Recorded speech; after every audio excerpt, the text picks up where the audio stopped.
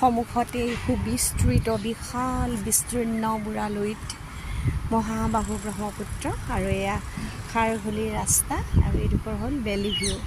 ইয়াৰ পৰা সূৰ্যাস্ত চাই সকলোৱে সুন্দৰ গোটেই ব্ৰহ্মপুত্ৰখন চাৰিওফালে দেখা পোৱা গৈছে। এয়া গছৰ মাজেৰে বেলি, এতিয়া 4 বাজিছে। আচলতে বেলি পৰিবলৈ বহুত সময় আছে। কিমান সুন্দৰ দৃশ্য চাওকচোন। আৰু এই গছজোপাত অসংখ্য ভাটৌ চৰাই গছৰ পাতৰ লগত মিলি আছে কাৰণে দেখা পোৱা নাযায়, কেৱল শব্দবোৰ শুনা পোৱা যায়।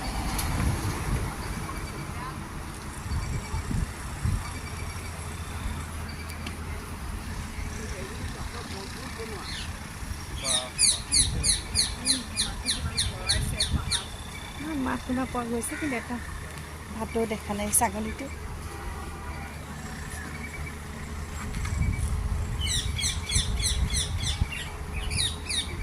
পাহাৰ পৰিবেষ্টিত আমাৰ অসমৰ আয়ুস ৰেখা মহাবাহু বুঢ়ালুইত লৌহিত্য।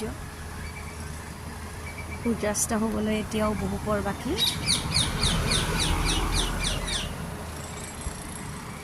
সুন্দৰ দৃশ্য চাওক।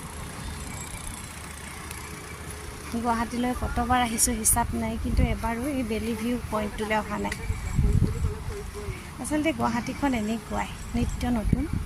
ব্ৰহ্মপুত্ৰ এনেকুৱাই, যিমানেই চাব আপুনি সিমানেই নতুন নতুন দৃশ্যৰে সুসজ্জিত হৈ থাকে। চাই হেঁপাহ নপলায়। সৌখন ফেৰী গৈ আছে, এইজনী চৰাই। এই যে শীতল বতাহ, ইমান গৰমতো ইমান বতাহ, শান্তিময় এক পৰিৱেশ।